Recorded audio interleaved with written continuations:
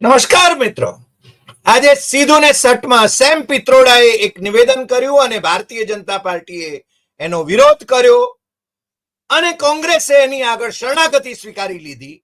એની આપણે વાત કરવાના છીએ. મને લાગે છે કે કોંગ્રેસ એ ભારતીય જનતા પાર્ટી થી આટલી બધી ગભરાય છે કેમ એ સમજાતું નથી. કાં તો રાહુલ ગાંધીની ટીમમાં ભારતીય જનતા પાર્ટીના સ્લીપર સેલ છે કે જે રાહુલને ગેરમાર્ગે દોરી રહ્યા છે અને દરેક વખતે રાજીવ ગાંધીના અંતરંગ મિત્ર અને આપણા દેશમાં કોમ્યુનિકેશન ક્રાંતિ લાવનાર એક વરવા ગુજરાતી, વિશેષ ગુજરાતી જે અમેરિકામાં ટેકનોક્રેટ છે, એ સેમ પિત્રોડા એ જ્યારે કોઈ નિવેદન કરે છે ત્યારે ભારતીય જનતા પાર્ટી એના સંદર્ભમાં વિવાદ કરે છે અને દર વખતે કોંગ્રેસ જાણે કે એની ભારતીય જનતા પાર્ટીની વાતને સ્વીકારી લઈને જાણે કે શરણાગતિ સ્વીકારી લે છે. આજે પણ એવું જ થયું છે. વાત જાણે એમ છે કે સેમ પિત્રોડા જે ઓવરસીઝ કોંગ્રેસ જે છે, ઓવરસીઝ ઇન્ડિયન કોંગ્રેસ એના અધ્યક્ષ છે, વચ્ચે તો એમને એમાંથી બરખાસ્ત કરી દેવામાં આવ્યા હતા, એક વિવાદ ઉભો થયો ત્યારે, અને વળી પાછા એ અધ્યક્ષ સ્થાને એમને નિયુક્ત કરવામાં આવ્યા.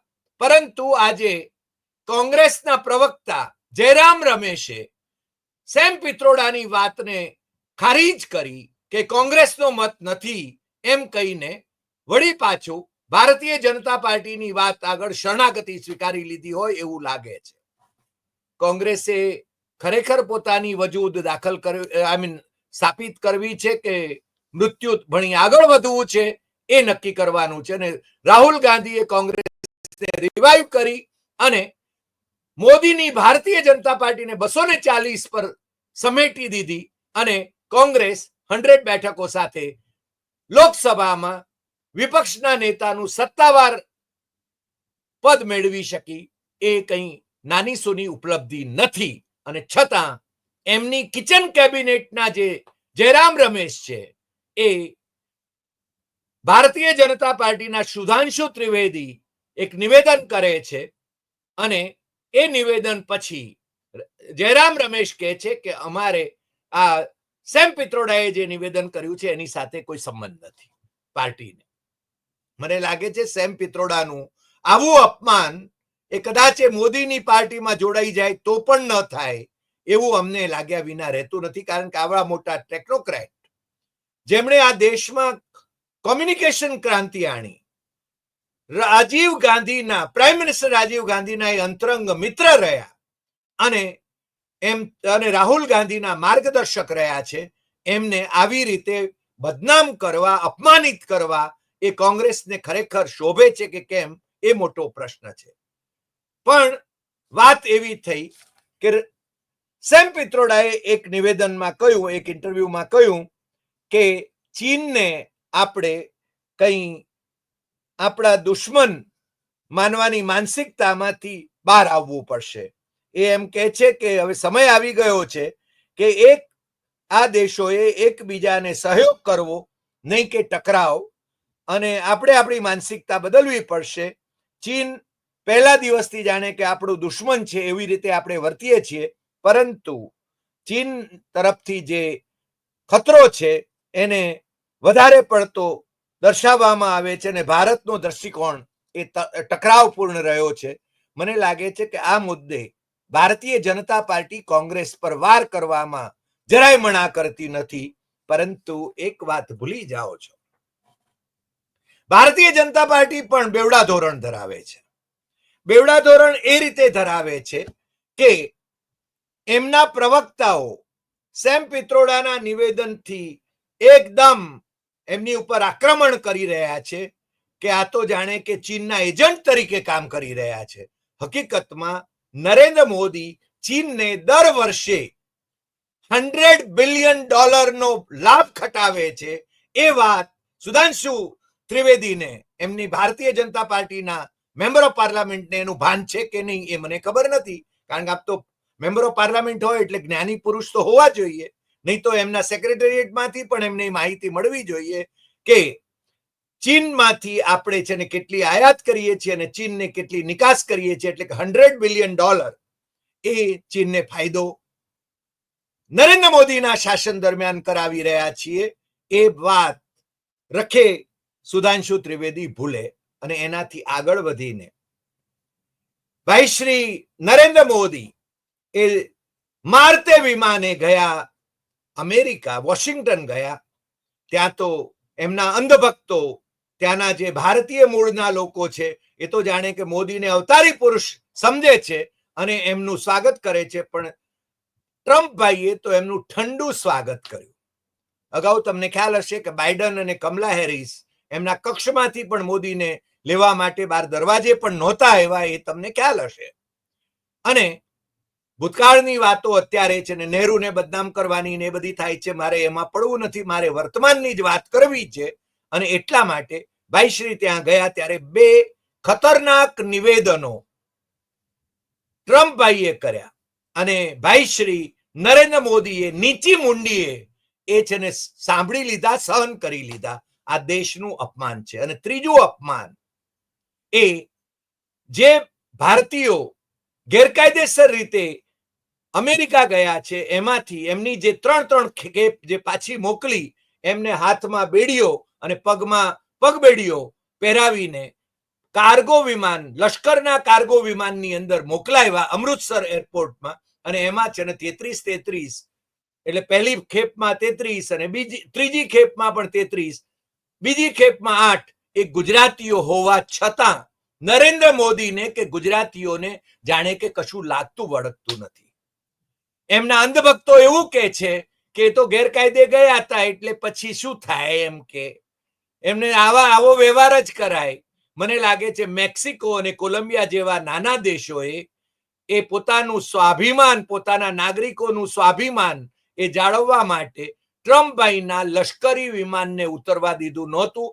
પોતાના વિમાનો મોકલાવીને પોતાના નાગરિકોને એમણે છે ને પોતાને દેશ પાછા મેળવ્યા હતા અને એમને ખાતરી આપી હતી કે અમે તમારી કાળજી રાખીશું.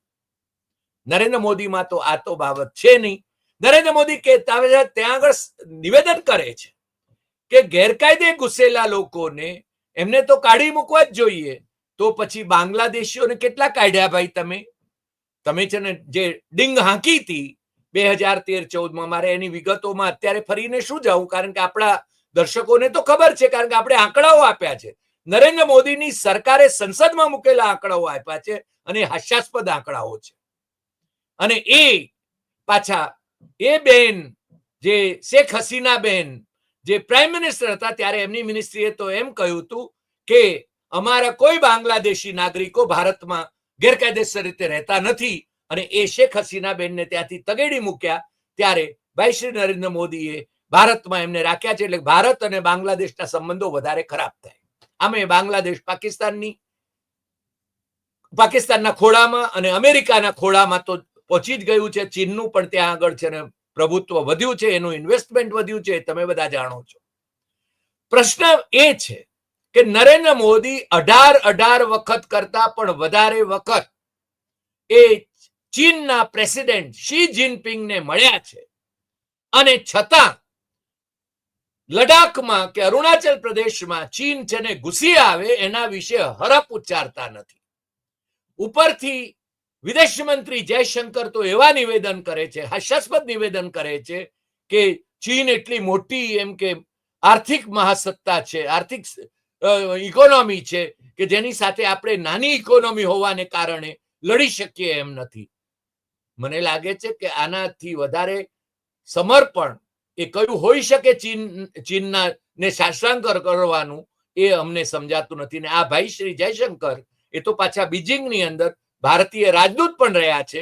નરેન્દ્ર મોદી તો અધિકારીઓને લઈને જ પોતાની સરકાર ચલાવે છે, કારણ કે કયા ઘરા અધિકારીઓ હજુરિયાઓ એ છે ને આ રીતે કે પ્રમાણે કરતા હોય છે.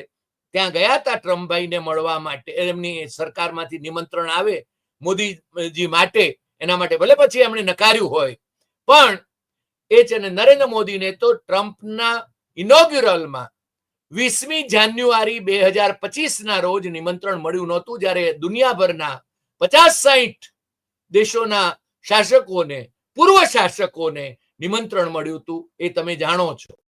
પણ આજે જે વાત થઈ કે આ સેમ પિત્રોડાની વાત, હું તો એમ કહું છું કે આમાં કોંગ્રેસમાં પાણી નથી એમ કહીશ તો એમાં જરાય અતિશયોક્તિ નથી. કારણ કે આ જયરામ રમેશ એ સેમ પિત્રોડા નિવેદન કરે એને સમર્થન આપવાને બદલે એ છે ને ભારતીય જનતા પાર્ટી જે નિવેદન કરે છે એટલી જાણે ગભરાઈને અમારે છે ને એમ કે સેમ પિત્રોડાના નિવેદન સાથે કોઈ લેવા દેવા નથી એવું કે ત્યારે કોંગ્રેસે ઢાંકણીમાં પાણી લઈને ડૂબી મરવું જોઈએ. અને રાહુલ ગાંધીના બધા જ પ્રયાસો ઉપર મને લાગે છે કે આ છે ને જયરામ રમેશ પાણી ફેરવી રહ્યા છે એવું કહેવામાં મને જરાય સંકોચ થતો નથી. કારણ કે સેમ પિત્રોડાનું જે નિવેદન છે એ નિવેદન એ બહુ સ્પષ્ટ છે કે ભાઈ તમે સમય આવી ગયો છે કે એકબીજાની સાથે સહયોગ કરવો, ન કે ટકરાવ. અને બીજું, આપણે છે ને આમ પણ નરેન્દ્રભાઈ છે ને એ હિંડોળે ઝુલાવે છે શી જિનપિંગ અને એમના પત્નીને સાબરમતી રિવરફ્રન્ટ ઉપર તમે જોયા છે. મહાબલીપુરમમાં પણ છે ને એ શી જિનપિંગને એમણે ફેરવ્યા હતા, એ પણ તમે જોયું છે.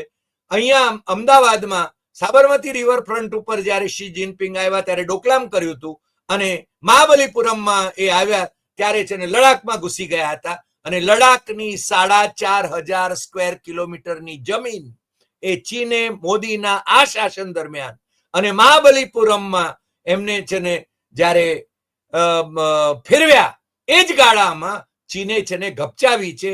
એ વાત નરેન્દ્ર મોદીએ તો ક્યારે સ્વીકારી નથી, પરંતુ લશ્કરી વડાએ એ વાતને છે ને સ્વીકૃતિ આપી છે. કારણ કે આપણા કેટલાક સૈનિકો એ મને લાગે છે કે શહીદ થયા છે એ સરહદે, એ વાત પણ આપણે જાણીએ છીએ. અને આપણે લશ્કરી સાધનો પણ એ બહુ સ્પષ્ટપણે એ જણાવે છે કે લડાખમાં ચીન ઘૂસી ગયું છે. આ બધું બતાવે છે કે ચીન સાથે આપણે કેવા સંબંધો રાખવા. ચીન દુશ્મન છે તો પાકિસ્તાન દુશ્મન છે, તો પાકિસ્તાન સાથેનો ટ્રેડ વેપાર શું કામ ચલાવો છો? અને બીજું, પડોશીઓ સાથેના સંબંધો સારા કરવા જોઈએ. તો નરેન્દ્ર મોદીને એટલું ભાન હોવું જોઈએ કે અટલ બિહારી વાજપેયી જ્યારે વિદેશ મંત્રી હતા મોરારજી દેસાઈની સરકારમાં, ત્યારે છે ને પાકિસ્તાન સાથેના આપણા સંબંધો ઘણા સારા હતા. એના પછી પણ જ્યારે એ વડાપ્રધાન બન્યા ત્યારે પણ સારા હતા. નરેન્દ્ર મોદી વડાપ્રધાન બન્યા ત્યારે એ કાબુલ ગયા હતા અને ઓચિંતા વગર નિમંત્રણે એ છે ને મિયા નવાઝ શરીફ જે પ્રાઇમ મિનિસ્ટર હતા એ વખતે એમના બર્થડે ની કેક ખાવા માટે એ લાહોર પહોંચી ગયા હતા, અનશેડ્યુલ પહોંચી ગયા હતા. એ આપણે નથી જાણતા એવું તો છે નહીં. અને અત્યારે છે ને એ પાકિસ્તાનની વિરુદ્ધમાં વાતો કરે છે. મને લાગે છે કે આ બેવડા ધોરણો છે. ચીન સાથેનો વેપાર આપણો એટલો જ ચાલુ છે. ચીન સાથેની મંત્રણાઓ જરૂરી છે. કૈલાસ માનસરોવરની આપણી યાત્રા એ છે ને છેલ્લા કેટલાય વર્ષોથી બંધ હતી. એ મંત્રણાઓને માર્ગે જ એ છે ને ફરીને શરૂ થઈ શકે એમ છે અને શરૂ થવામાં છે. એ બાબત પણ છે ને આપણે સમજવી જોઈએ. પરંતુ કોંગ્રેસમાં કદાચ હવે છે ને વિદેશી બાબતોમાં જો કોઈ થિંક ટેન્ક હોય તો હું માનું છું કે આ સેમ પિત્રોડાના નિવેદનને એ લોકો વખોડવાને બદલે યોગ્ય રીતે નિવેદન કરે. પરંતુ જયરામ રમેશ જેવા માણસો એ જે રીતે રાહુલ ગાંધીને નીચાજોણું કરાવી રહ્યા છે એ મારી દ્રષ્ટિએ યોગ્ય નથી. સાથે જ નરેન્દ્ર મોદીની હાજરીમાં ટ્રમ્પભાઈએ ત્યાં એક નિવેદન કર્યું કે બ્રિક ઇઝ ડેડ. હવે બ્રિક ઇઝ ડેડ એમ જ્યારે કહે છે અને બીજું પાછું નિવેદન કરે છે કે ડોલરની સામે જો કોઈ બીજી કરન્સી ઊભી કરવાની વાત કરશે તો એ સહન નહીં કરવામાં આવે. કારણ કે તો જાણે દુનિયાના રાજાઓ એ રીતે જ વર્તી રહ્યા છે. કારણ કે તોરમાં છે. અને બ્રિકમાં બ્રાઝિલ, રશિયા, ઇન્ડિયા, ચાઇના અને સાઉથ આફ્રિકા એ મૂળ 5 દેશો એ એમાં છે. એટલે ભારત પણ એમાં છે. અને બ્રાઝિલ અને ભારતે બ્રિક કરન્સી એના માટેની પ્રપોઝલ કરી હતી, જેને નરેન્દ્ર મોદીની હાજરીમાં ટ્રમ્પભાઈએ અમેરિકાના પ્રેસિડેન્ટે એની ઠેકડી ઉડાવી અને કહ્યું કે બ્રિક ઇઝ ડેડ. એનાથી આગળ વધીને જે બીજી વાત જે કરી હતી જયશંકર અને વિદેશ મંત્રીઓ જે ક્વાડના જે વિદેશ મંત્રીઓ, ક્વાડ એટલે કે ઓસ્ટ્રેલિયા, ઇન્ડિયા, જાપાન અને યુનાઇટેડ સ્ટેટ્સ જે ચીન વિરોધી છે, એ ક્વાડ, એ ચીન વિરોધી ક્વાડ એની શિખર પરિષદ પહેલા તો છે ને ભારતમાં યોજવાની હવે છે ને એ ટ્રમ્પે જાણે કે આદેશ કર્યો છે, એટલે ભારતમાં એ યોજાશે. એટલું જ નહીં, પણ ક્વાડ દેશોના ત્યાં આગળ ભાઈ જયશંકર જ્યારે અમેરિકા ગયા ત્યારે એમણે છે ને ક્વાડ દેશોના વિદેશ મંત્રીઓએ ચીનની વિરુદ્ધમાં નિવેદન કર્યું હતું. એટલે મને એવું લાગે છે કે નરેન્દ્ર મોદી એ 18 કરતા પણ વધારે વખત શી જિનપિંગને મળ્યા છે, વારંવાર મળ્યા કરે છે. એ ચીફ મિનિસ્ટર હતા ત્યારથી ચીન સાથેનો એમનો સંધાન છે. જગત શાહ એમને લઈ ગયા હતા સૌથી પહેલા, ત્યારથી એ ચીન સાથેના એમના સંબંધો ગાઢ થતા રહ્યા છે. આરએસએસ નું ડેલિગેશન પણ ચીન જાય છે, ભારતીય જનતા પાર્ટીનું ડેલિગેશન એ ચીન જાય છે. પરંતુ અહીંયા છે ને ભારતીય જનતા પાર્ટી એમ કે છે કે સેમ પિત્રોડાએ જે વાત કરી છે એ યોગ્ય નથી. મને લાગે છે કે ચીન પડોશી દેશ છે, પડોશી દેશ સાથે મંત્રણાઓ ચાલી રહી છે. ઘણા મંત્રણાઓ ને લશ્કરી લેવલ ઉપર પણ મંત્રણાઓના રાઉન્ડ ચાલી રહ્યા છે. આપણી સરહદ છે ને જે વિવાદાસ્પદ છે એને છે ને ફાઇનલ કરવાની છે. એ બાબત પણ છે ને ચીન સાથેની મંત્રણાઓથી કરવી જોઈએ. હવે મોદીભાઈ એ અમેરિકાના ખડપામાં ઘૂસી રહ્યા છે, ઇઝરાયલના ખડપામાં ઘૂસી રહ્યા છે, અને ચીન સાથે એ પંગો લેવાની તૈયારી હોય અને જો અમેરિકા એમને મદદ કરવાનું હોય, અમેરિકા ભારતને એવું કોઈ મદદ કરનારું નથી. રશિયા ભારતનું એ કહીએ ને કે સાબિત થયેલું સંકટના સમયે પણ આપણને મદદ કરનારું રહ્યું છે. અને એ તમે છે ને બાંગ્લાદેશ વોર વખતે પણ જાણો છો. અમેરિકાએ હંમેશા પાકિસ્તાનની તરફેણ કરી હતી, આજે પણ પાકિસ્તાન એ અમેરિકા માટે સ્ટ્રેટેજિકલી ઇમ્પોર્ટન્ટ છે. ને ત્યાં CIA એના એસ્ટાબ્લિશમેન્ટ પાકિસ્તાનમાં છે, કારણ કે એને છે ને રશિયા અને ચીન ઉપર નજર રાખવા માટે એ ત્યાં આગળ એસ્ટાબ્લિશમેન્ટ રાખેલા છે. એ બાબતને છે ને નરેન્દ્ર મોદી ન જાણતા હોય એટલા ભોળા તો નથી જ, પરંતુ અત્યારે એમની શું મજબૂરી છે એ મને ખબર નથી. પરંતુ કોંગ્રેસની આ શરણાગતિ એ પણ છે ને શેમફુલ છે. જયરામ રમેશ જેવાને મોઢે આવા નિવેદનો કરાવવામાં આવે એ મારી દ્રષ્ટિએ યોગ્ય નથી, નથી અને નથી. આજે આટલી વાત. ફરી મળીશું નવા એપિસોડમાં નવા વિષય સાથે. તમને જો આ એપિસોડ ગમ્યો હોય તો સૌથી વધુ શેર કરશો, લાઈક કરશો, કમેન્ટ કરશો, અને આપણી યુટ્યુબ ચેનલ ડોક્ટર હરિદેસાઈ સત્યમેવમ તથ્યમ એ સબસ્ક્રાઇબ કરવા માટે મિત્રોને જરૂર કહેશો. નમસ્કાર.